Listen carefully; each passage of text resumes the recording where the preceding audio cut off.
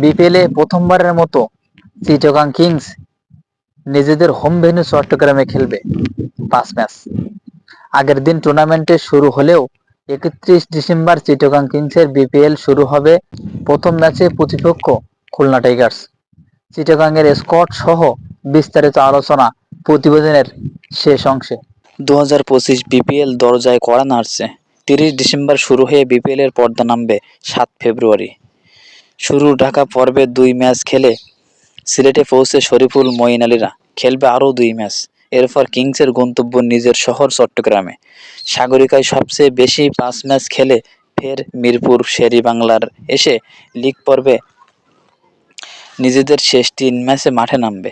প্রায় 1 দশক পর বিপিএলে ফিরে এসে এবং চিটাগং কিংস দেখালো চমক।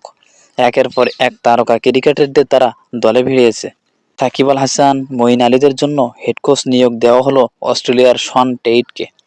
অ্যাঞ্জেলো ম্যাথিউস, উসমান খান সহ বেশ কয়েকজন বিদেশি ক্রিকেটারকে কিনে নিয়েছে দলটি। ব্র্যান্ড অ্যাম্বাসেডর হিসেবে চিটাগং কিংস বিপিএলে আনছে পাকিস্তানের সাবেক তারকা ক্রিকেটার শহীদ আফ্রিদিকে। সাকিব ছাড়া স্থানীয় ক্রিকেটারদের মধ্যে চিটাগাংয়ের জার্সি গায়ে এবার বিপিএল মাতাবেন জাতীয় দলের অন্যতম মুখ শরীফুল ইসলাম। আগ্রাসী ব্যাট করা পারভেজ হোসেন ইমনের সঙ্গে দেখা যাবে শামীম হোসেন পাটোয়ারিকে। তরুণ পেসার মারুফ মৃধা, স্পিনার আলিসাল ইসলাম, অভিজ্ঞ wicket keeper batter Mohammad Mithun ও নাঈম ইসলামকে নিয়ে স্কোয়াড হয়েছে আরও শক্তিশালী।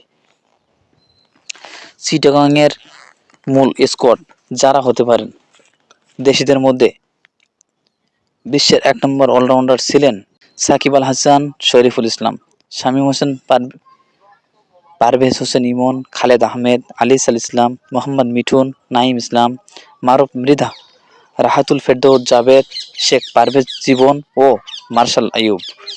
বিদেশিদের মধ্যে যারা থাকছেন চিটাগংয়ের স্কোয়াডে: মঈন আলী, উসমান খান, হায়দার আলী, অ্যাঞ্জেলো ম্যাথিউস, মোহাম্মদ ওয়াসিম জুনিয়র ও Binura Fernando, Graham Clarke, Thomas O'Connell, Khawaja Nafay, Zubaid Akbari, Lahiru Milan, Aminur Rahman.